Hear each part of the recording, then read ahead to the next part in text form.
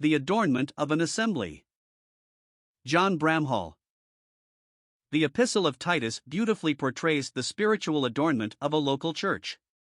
Titus was instructed by Paul to minister in God's assembly on Crete, and to establish God's testimony according to scriptural pattern.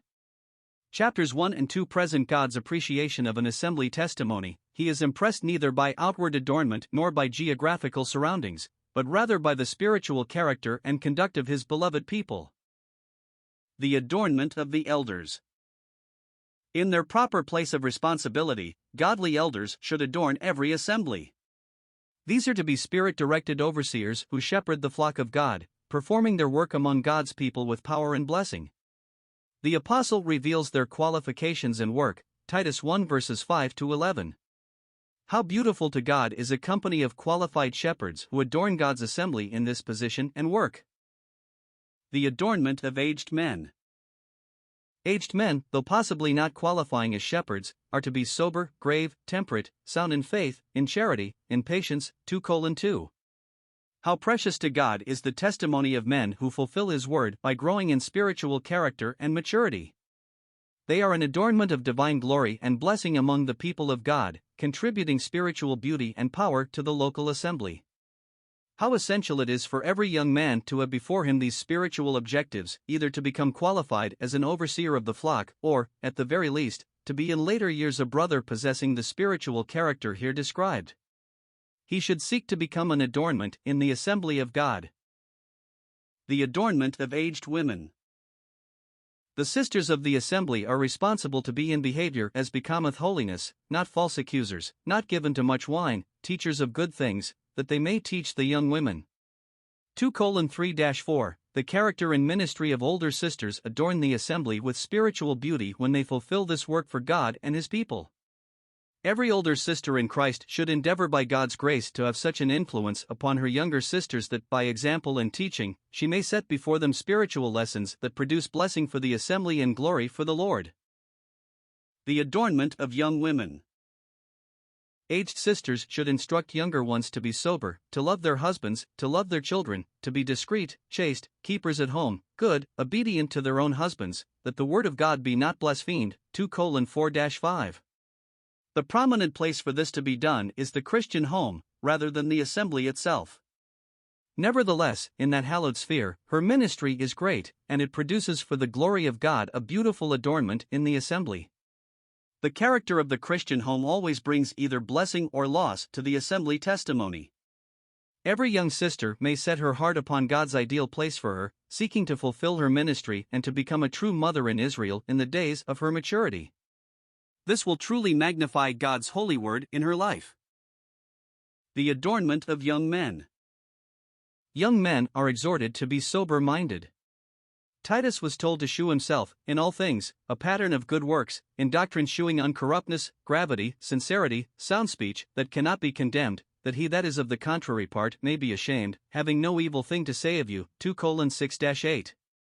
Their responsibility to adorn the testimony for God's glory is plainly presented. Beloved young brother, seek to be faithful to God's word and by His grace, do your part in adorning the assembly with spiritual beauty. The Scriptures did not directly advocate the abolition of slavery, but exhorted believing servants to prove by their godliness, honesty, and faithful testimony, that their character and conduct adorned the assembly of God.